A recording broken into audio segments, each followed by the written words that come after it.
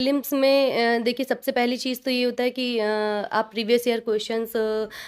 का एक आप ट्रेंड एनालिसिस कर लीजिए कि आपको उसमें कैसे भले आप पढ़ाई ये चीज़ और ये जो चीज़ है ये आप तैयारी शुरू करने के पहले ही करिए, भले आपको नहीं उसमें से सॉल्व नहीं करना है वहाँ पे आपको, लेकिन जब तैयारी शुरू करते हैं तो आपको ये ज़रूर पता होना चाहिए कि मैं जो चीज़ पढ़ने जा रहा हूँ, जो सब्जेक्ट मैं पढ़ने जा रहा हूँ, जा रही हूँ, तो उसमें से क्वेश्चंस आता कैसे है। तो आप एक बार पूरा प्रीवियस ईयर क्वेश्चंस 5-6 साल का कम से कम गो थ्रू कर लीजिए। फिर आप जब पढ़ाई शुरू करते हैं तो आप पढ़ते टाइम उसको रिलेट कर पाते हैं कि मैंने ये जो चीज़ पढ़ी यहाँ से कैसा क्वेश्चन पूछा गया था या कैसा क्वेश्चन आ सकता है। तो प्रीवियस ईयर क्वेश्चन से बहुत हेल्प मिलती है। तो उसके लिए आप घटना चक्र पूर्वावलोकन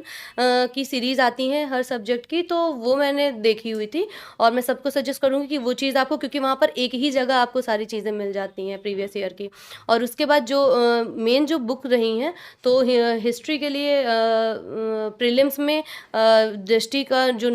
नोटबुक था वो, और एक अनअकैडमी में वो सर पढ़ाते हैं, शायद शेखर सर हैं, तो उनका प्रीलिम्स के लिए मुझे उनकी कुछ वीडियोस मिली थी, तो मैंने वो उससे कुछ टॉपिक कवर किए थे। और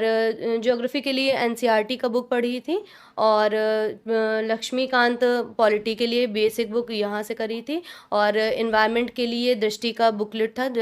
पर्यावरण का, वो वहाँ से किया था। और जो यूपी स्पेशल, जो कि एक बहुत बड़ी भूमिका रहती है उसमें भी, हालाँकि अब कुछ कम हो गया है क्वेश्चंस पूछना, लेकिन फिर भी जो भी यूपी का जो चीज़ था वो परीक्षावाड़ी और घटना चक्र से वो सफिशिएंट है, वहाँ से कवर हो जाता है। और करंट अफेयर के लिए ईयरली कंपाइलेशन घटना चक्र का, तो वो लास्ट मोमेंट पे मैंने वो पूरा रिवाइज किया हुआ था। करंट